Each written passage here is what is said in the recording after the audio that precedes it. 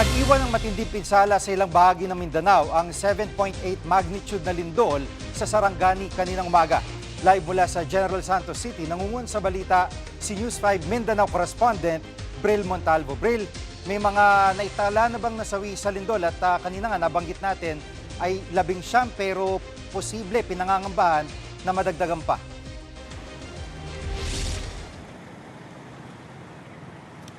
Jiggy, dito sa Jensa, nasa siyam na ang naitalang nasawi rito sa pagyanig ng magnitude 7.8 na lindol sa Sarangani.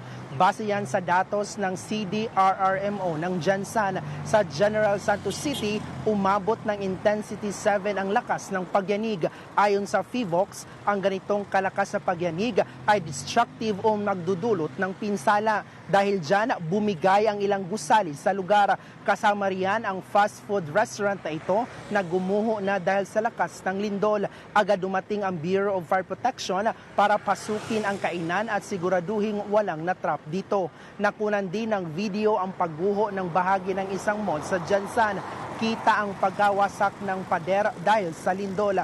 Pati ang gusali sa universidad na ito, nagmistulang nayuping lata sa tindi ng pagguho. Bumigay rin ang kisame at ilang bahagi ng General Santos City Airport kasunod ng lindol. Pansamantalang sinuspinde ang operasyon ng paliparan sa tala ng General Santos City Disaster Risk Reduction and Management Office. Nasa siyam na ang nasawi, higit 100 ang sugatan habang 3 iba pa ang nawawala. Nagpapatuloy pa rin ang assessment ng lokal na pamahalaan sa naging pinsala ng lindol. Sa Maasim, Sarangani kung saan ang epicenter ng lindol, gumuho ang lupa at naglaglagan ang mga bato sa isang kalsada.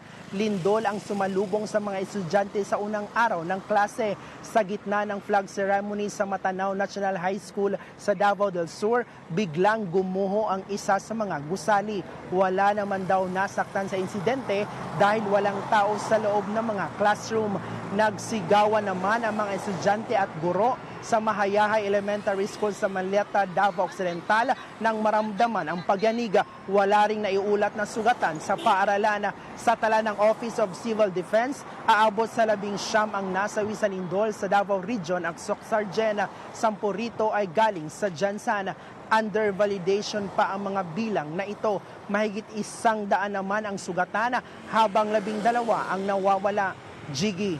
At Bril, karaniwan ang pinaka-evacuation nitong mga nagiging biktima ng lindol, yung kanilang mismong bakuran. Kasi nga, hindi sila pwedeng pumasok sa mga gusali o mismong kanilang tahanan. Pero sa sitwasyon ngayon, kumusta yung supply ng tubig o kuryente o yung komunikasyon dyan sa mga lugar na apektado ng lindol?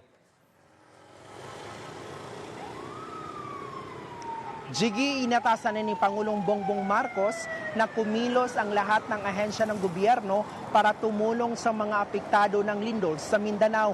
Nakikipag-ugnayan na rin sa disaster response effort ang OCD at NDRRMC. Inatasan din ang DSWD na ihanda na ang relief goods at siguraduhing handa ang mga evacuation center. Nasa lungsod na rin ang ilang kalihim na mga ahensya para i-assess ang pinsala ng lindol at siguraduhing matutulungan ang mga biktima. Ipinag-utos din ni Pangulong Marcos ang suspensyon ng klase sa lahat ng antas ng mga apektadong lugar sa Mindanao. Until further notice daw ang class suspension. Siniguro naman ng palasyo na sapat ang pondo ng gobyerno para sa pagresponde sa lindol. Sa ngayon, hindi raw muna bibisita si Pangulong Bongbong Marcos sa Mindanao. Gusto raw tiyakin ng Pangulo na ibubuhos ang lahat ng atensyon sa pagtugon sa lindol. Yan muna ang latest. Balik sa iyo, Jiggy. Ingat kayo dyan, Bril. Yan po ang ulat ni Bril Montalvo live mula sa General Santos City. Mga kapatid, Jiggy Manikad po. Pagdating sa mahalagang balita sa loob at labas ng bansa, dapat una sa lahat, mag-follow at mag-subscribe na sa social media pages ng News 5.